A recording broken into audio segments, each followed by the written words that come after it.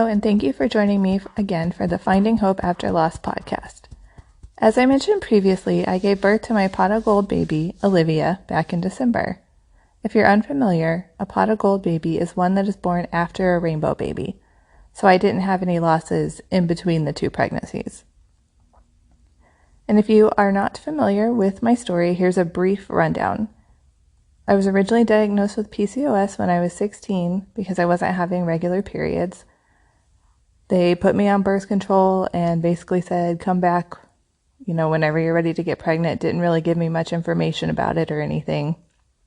So this obviously made it harder to get pregnant when I was ready. And I did fertility treatment and I did acupuncture. Doing this, I was able to get pregnant. I had a couple of failed treatment cycles first, but then I got pregnant with my son the cycle after a failed treatment cycle. And then when we started trying for a second baby, I ended up having a chemical pregnancy, one of those cycles. And then we did a couple of rounds of fertility treatment, one of which I did get a positive, but this ended in an early miscarriage. We never saw the heartbeat or anything. And then I ended up having to get a shot of methotrexate and had to wait 3 months before trying again. So then we did another treatment that failed 3 months later, and then we got pregnant with our daughter, Jasmine. We ended up losing her at 32 weeks. She was stillborn. She had mosaic trisomy 15 and a congenital diaphragmatic hernia.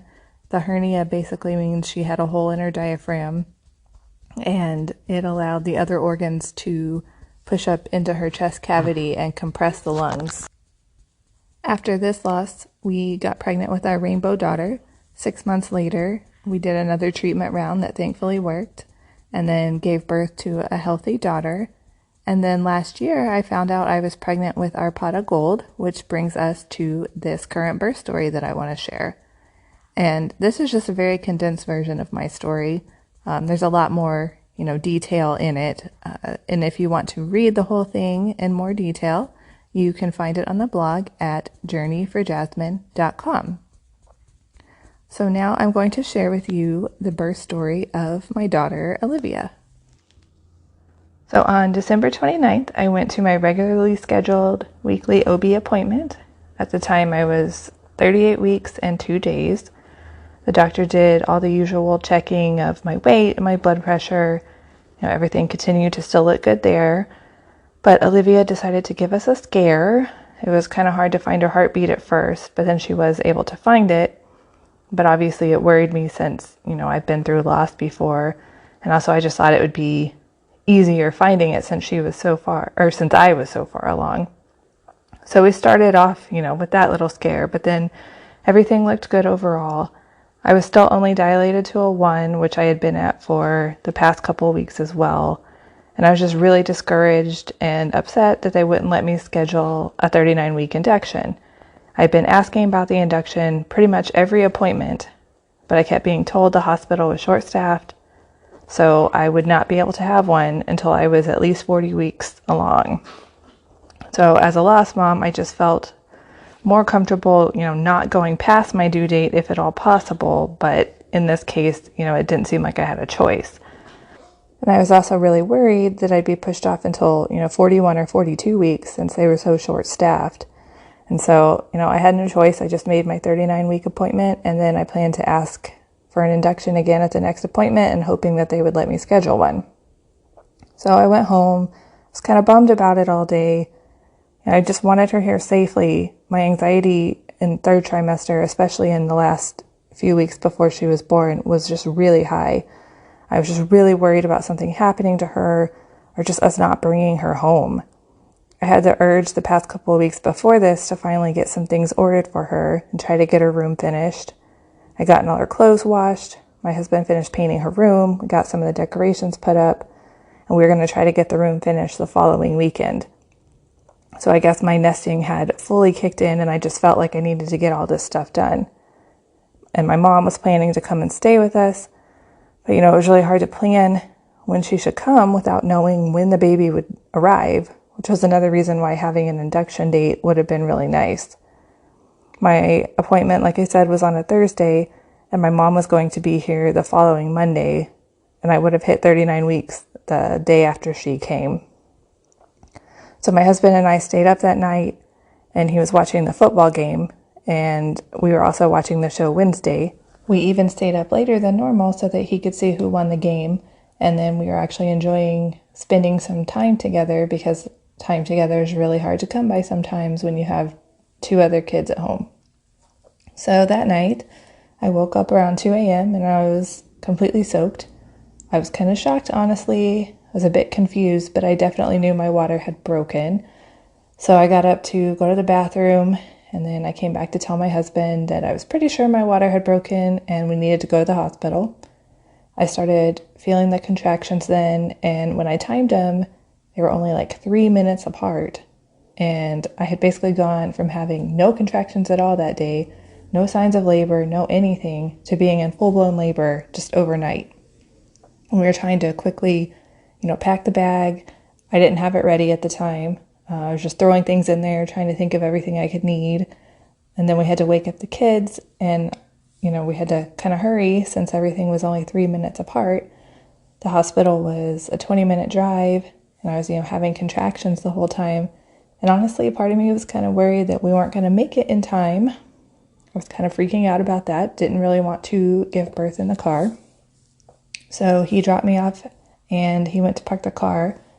And then I went in to get checked in, and he brought the kids, and he had planned to wait in the waiting room with them, but they wouldn't let the kids stay since it was after 9 p.m., which was after visiting hours.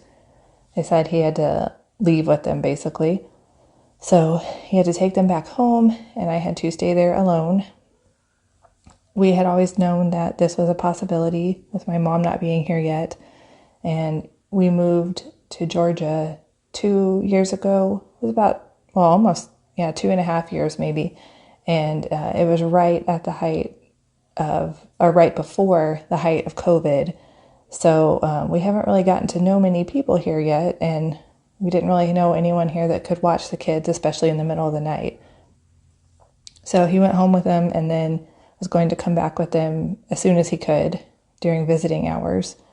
So they had me wait in the waiting room while they were getting a triage room ready. They later told me there was actually 7 of us that all came in at once. So apparently it was a really busy night. They actually said that the New Year's holiday is their busiest holiday of the year usually. So they finally did get me into a triage room, and my contractions were hurting, but I could still breathe through them. They were just kind of uncomfortable. I was like, okay, I can manage this though. And this was actually the first time I've ever felt contractions on my own. With my other pregnancies, with my son, my water broke, but I wasn't having contractions. And then the other 2 were induction. So basically all 3, I've only had Pitocin contractions, and I've never had contractions on my own. So this was a new experience for me.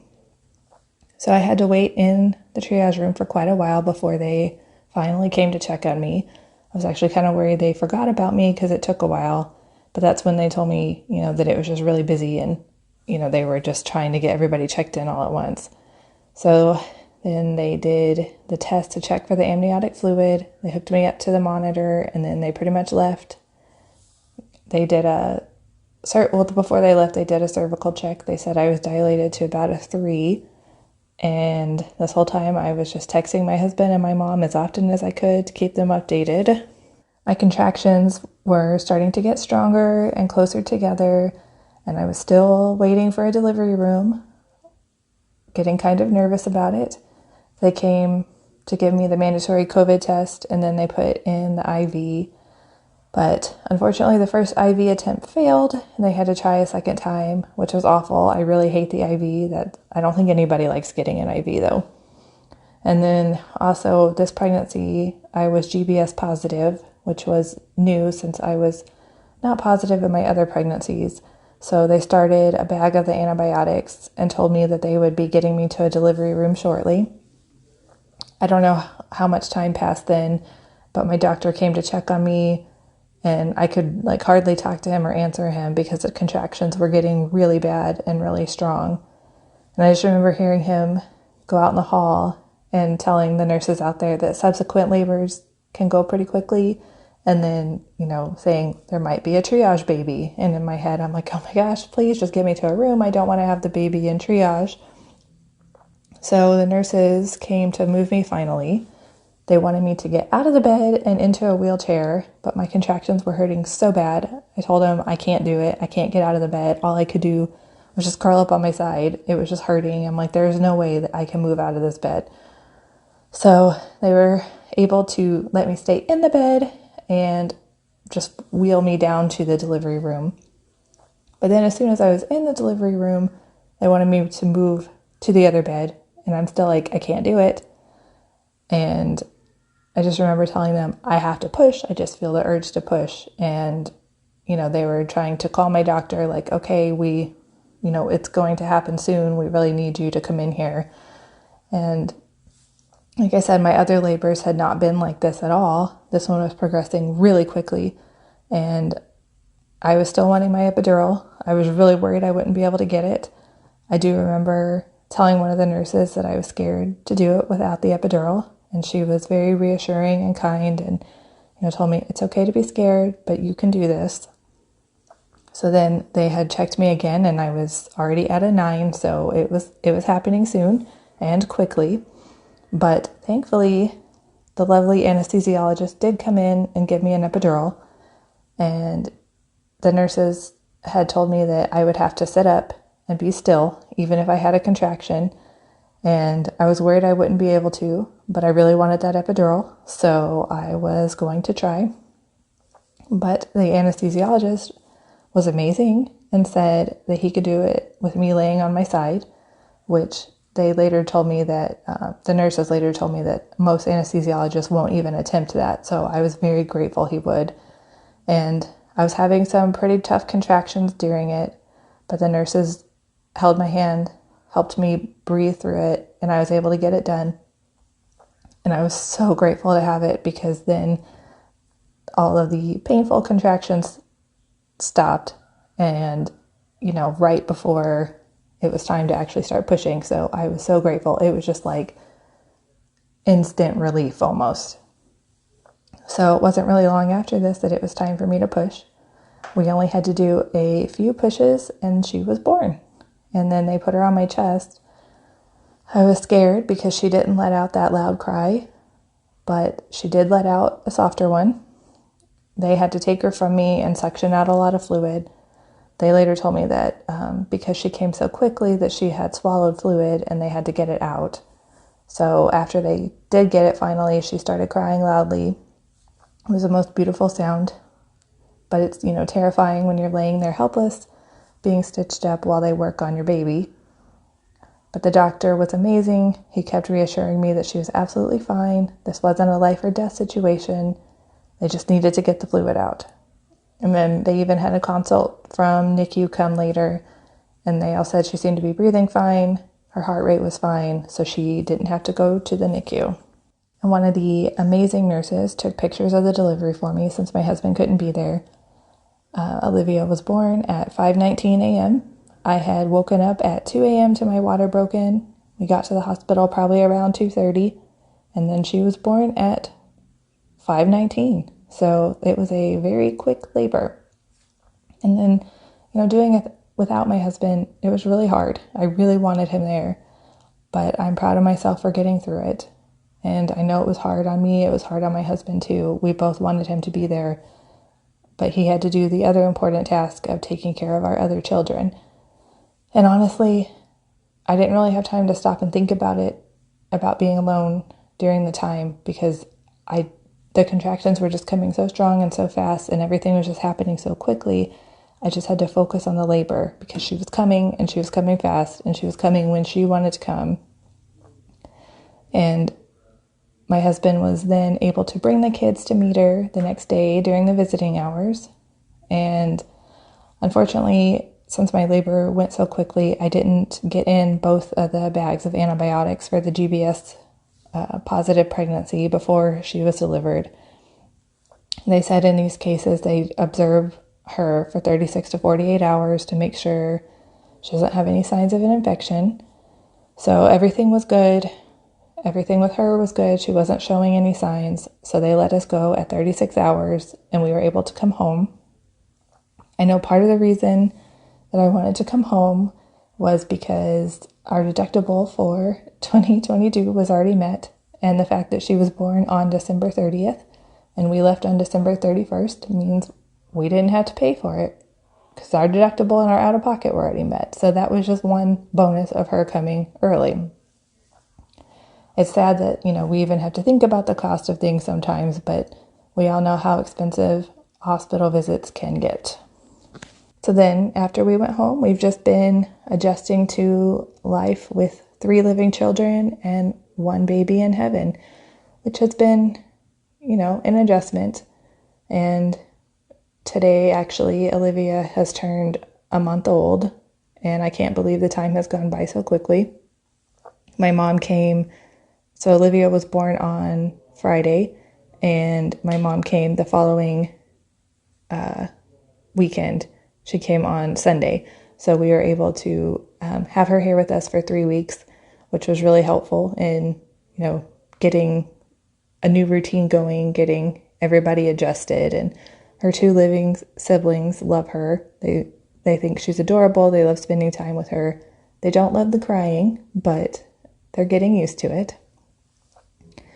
And one of the things actually that I find so strange is how quickly our body is programmed to forget the pains of contractions and going through childbirth. It was literally some of the worst pain I've ever been in. And the next day, the feeling of it was completely gone. And I couldn't even remember exactly what it felt like anymore. And I think that's probably a good thing that we don't fully remember, because we may not ever want to go through it again if we did. But I just thought it was, kind of cool that we don't even remember some of what we go through. And I also want to point out, the anxiety doesn't stop after the baby's born. Yes, we made it through pregnancy after loss, which is, a whole ordeal, full of anxiety, full of fear. But now we have a whole new set of things to worry about. I still worry about something happening to her.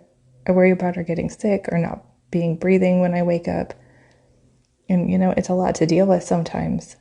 I think if you haven't been through loss, you don't fully understand what loss does to you, how it changes you. We lost Jasmine. We were told the odds of having a baby with the condition she had was less than 1%. And yet, it happened to us. So even if I'm told the odds of something happening are low, I still kind of feel like it's huge, because I've been part of that small statistic before. So when something traumatic like this happens, it's really hard to not worry it will happen to you again. Another question I was asked is if going through the birth brought up any feelings about my loss. With my rainbow daughter's birth, it did. I was in the same hospital where I gave birth to Jasmine. The feelings were a lot, and it was hard. This time, I was in a different state, a different hospital, and I had different doctors. And again, everything truly happened so quickly, I didn't even have time to think about these things. But it was when I came home that the emotions regarding Jasmine really hit me. That she should be here in our pictures. She should have been able to come up to the hospital to meet her sister. That she should be turning 5 this year and starting kindergarten. That I didn't get to bring her home and do these things with her. I didn't get to breastfeed her. I didn't get to rock her to sleep. I didn't get to look into her eyes or even know what color they were. I didn't get to hear her cry. And it just hit me one day after I'd been home a couple of days, and I had to just have a good cry about it. I said it a lot, but the grief just doesn't go away. We have living babies. We're grateful for our living babies. We have lots of happy moments with them, lots of special moments with them. But we forever have one missing, and our family won't ever fully be complete. I'm so grateful for the 3 living children I have. I love them so much, and I'm just so grateful for them. And I'm even grateful for the time I had with Jasmine in my belly. I wouldn't trade that time for anything. I just want to leave it off by saying, I hate when people say we're so strong for what we went through. But honestly, we are strong. We choose to try to have babies again. We go through the process of pregnancy after loss and giving birth after loss. None of these are easy by themselves. There's so much more to it when you have been through loss. Choosing to keep going, putting one foot in front of the other, it makes you strong, even if you don't want to be. Deciding to push through and try again despite our heartbreak, that makes you strong. Sharing and remembering your baby, that makes you strong. Have faith in yourself that you can get through the hard days. I really hope sharing my story is helpful in some way. I want it to give everybody hope to know that, even if we have rainbow babies, that the grief is still there, but that we can still have happy moments, that we can have the happiness and the grief, and that there is hope after our loss, that we don't have to be sad forever, and also that it's normal to have conflicting feelings. It's normal to have the happy feelings and the sad feelings even after the birth of our living children. Thank you so much for tuning in, and remember, we are all in this together.